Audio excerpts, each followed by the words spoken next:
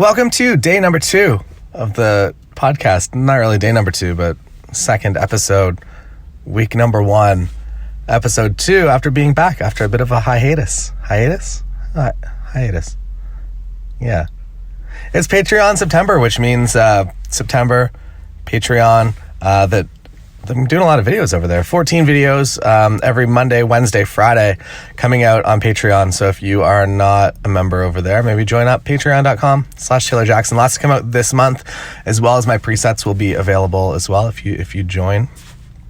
You get them, and there's some that are available there that aren't actually available elsewhere in the world. So if you're interested in my travel presets and the subtle preset and a few others, that they're all over there. So head over there. Patreon September, busy place, lots of good content, and it's all, so the separation of, I guess, like kind of how everything goes is that Patreon specifically is just business advice. So there's a podcast as well, but it's a little bit more in depth in the business side of wedding photography, whereas YouTube is a lot more just kind of photography. So like how to take better photos, how to actually use your camera, whereas Patreon's all the business stuff kind of behind the scenes. It is stuff that I don't really want to make entirely public for everybody, because if everybody starts using it and everybody starts doing the same tactics, that they kind of lose all value. So I would rather keep that to an exclusive small group. So if you want to be part of that group, feel free to join up over there and really enjoy the content that's coming out this month.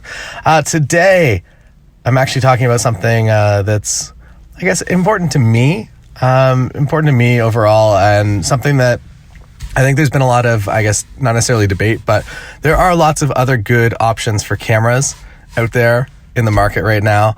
And I want to talk a little bit about why I use the Nikon D850. So the Nikon D850, it came out, I guess, almost 2 years ago now. It's been out for a little while. And I jumped from the Nikon D5 to the 850 because it had the flip screen. One thing that I do appreciate Nikon for is just not cannibalizing their own products, that when they release a product, that is the product for a little bit. In the instance of like the Nikon D700, that was my camera, I think, for like 4 or 5 years, that I had a few different bodies of it. And the original body that I actually purchased, I still have today, and it has over 1 million shutter clicks on it. So it's really an incredible product. Most of the cameras that I've used from Nikon, I use for at least almost 2 years.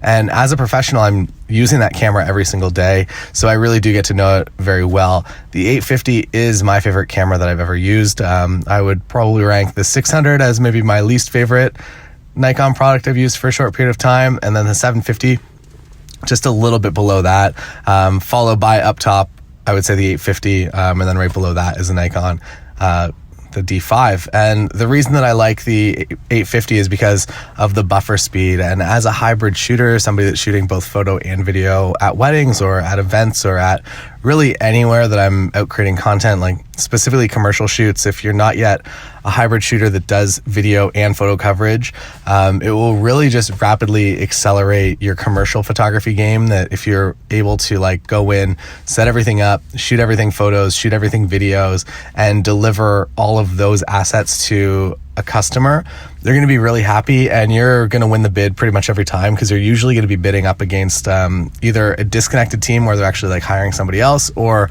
they're going to be bidding like on 2 different teams. And if you can just package everything together, you come in, you light it once, you just make it happen, get it done, and you do a good job, you're going to win a lot of those bids, and you're going to really accelerate the growth of the commercial side of your business. Same goes for photography for weddings as well, that if you're able to do video, even just a small highlight video, I do a 2 to 4 minute highlight at most weddings. And that is kind of what I've found to be the most efficient, that kind of fits into my actual workflow, that by doing like a 15-minute edit or something that's just like way too in-depth like that's adding like hours, like 10 hours plus of like post-production time, whereas I would much rather just like be able to edit something in a couple of hours. I would say my typical like 2 to 4 minute highlight film maybe takes an hour to edit, maybe like an hour and 10 minutes. We shoot really tight because we're also photographing everything as well. So we're shooting smaller clips, and we know the clips that we want, and we're piecing it together, and we're just making it a really, really good highlight film that's filmed in the easiest way as well. The Nikon D850, because of the buffer speed and the XQD cards, it is, I would say, the best out there right now. And XQD cards are just super fast. Eventually, I believe that they're going to be replaced by CF fast cards that have been rumored out now for like a really long time. And I'm hoping that that eventually comes to market and that we can just fix all our cameras or update all our cameras with a firmware update, and it will actually just like make it possible to use those. And I'm hoping that it doesn't mean that they're going to have to release a whole new camera lineup. But we'll find out, I guess, in the future. The 850, it does everything that I need. I don't shoot the full megapixels, so it's a 40 plus megapixel camera, but for wedding photography, I really don't believe you need more than like 24, I think is what mine's set to. So it's set to the medium raw setting, which is actually really amazing that it has that functionality, because when it was released, I was like, this camera is perfect, but I don't want to go out to a wedding and like to essentially fill up a 128 gig card with like half the amount of photos that I would usually take at a wedding. I would rather just be able to use that, like those two cards, the entire wedding day. So I have my XCD card, which is a 128 in, and then I also have an SD card that is in my backup slot, and I'm shooting to both of them all day.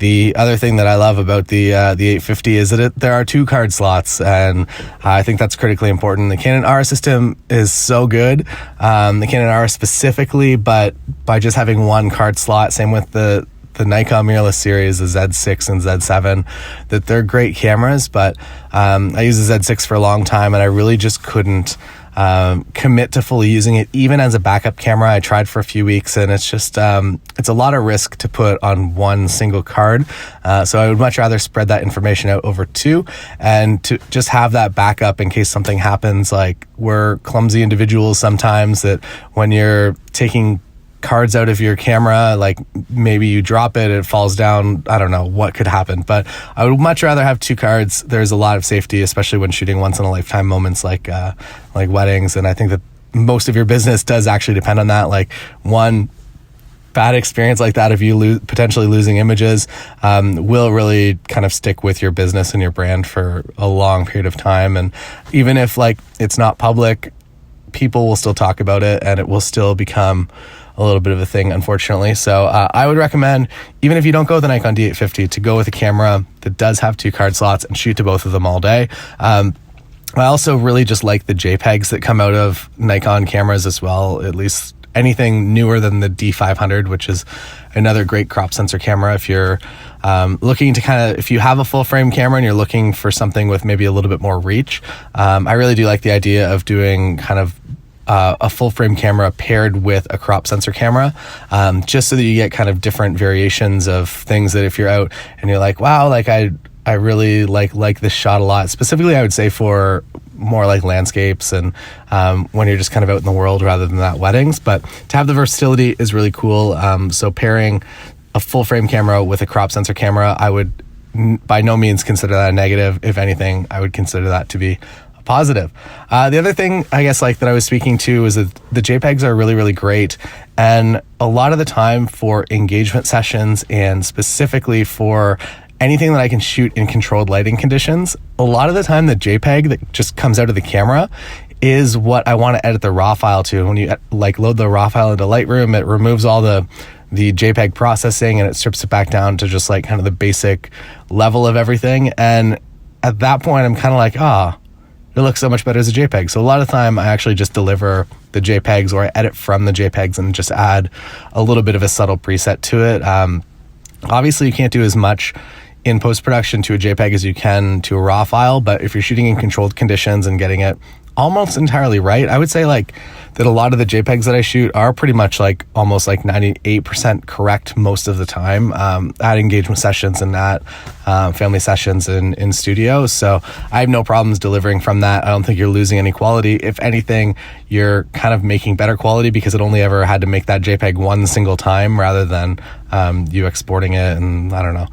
I guess that's another thing to kind of speak about, is that to not keep resaving your images over and over again. So if you export a JPEG, try to leave it as that. Don't put it in Lightroom and then save, or put it in Photoshop and then save it out again, and spend too much time doing that, because you will, with every save, you kind of ruin the quality of the JPEG just a little bit more.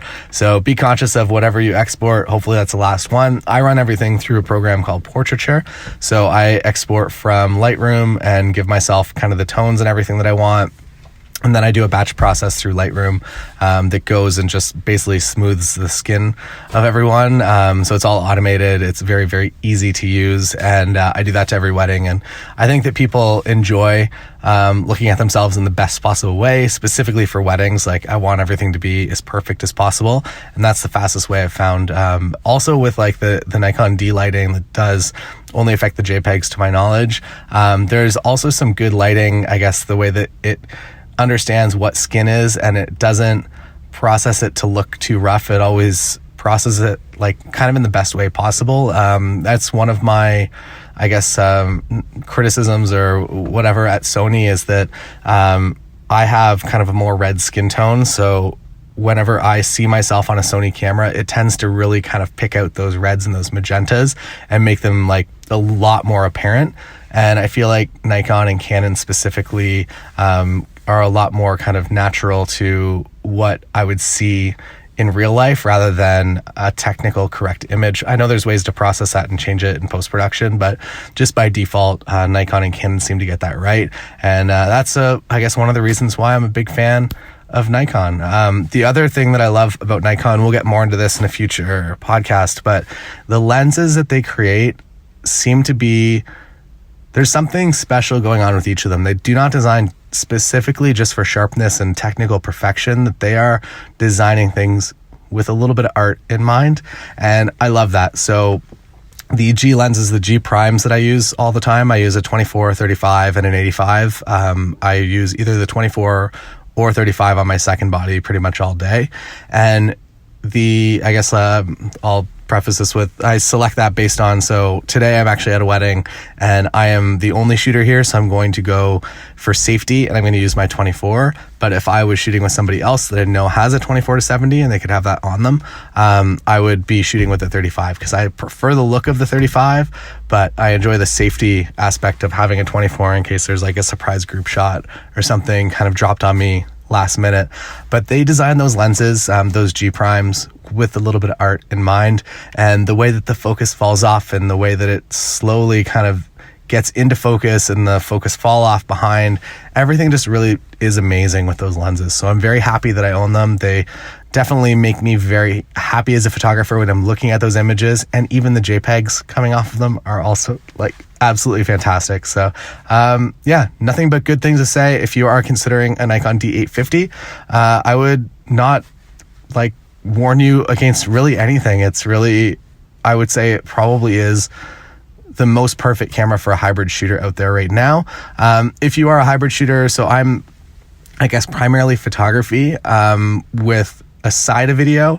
If you are primarily a video shooter with a side of photography, it might make more sense to go the Sony route. Specifically, maybe not yet.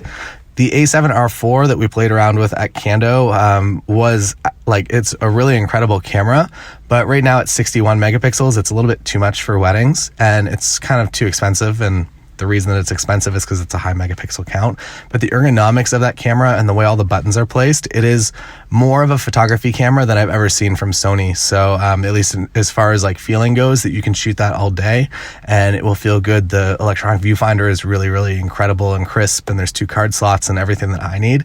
So I am interested to see the A7 IV or the potentially the A7S4, I guess, 3.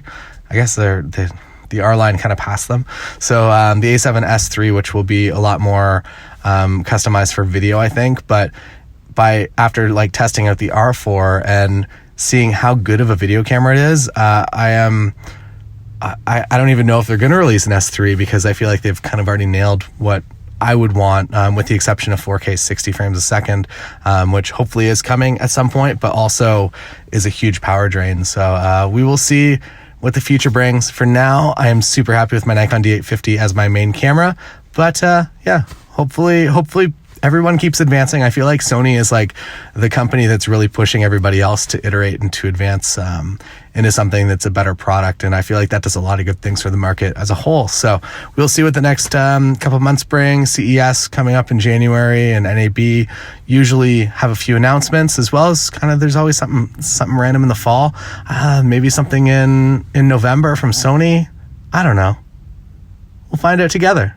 It's fun. I don't know anything, but I'm hoping for new things.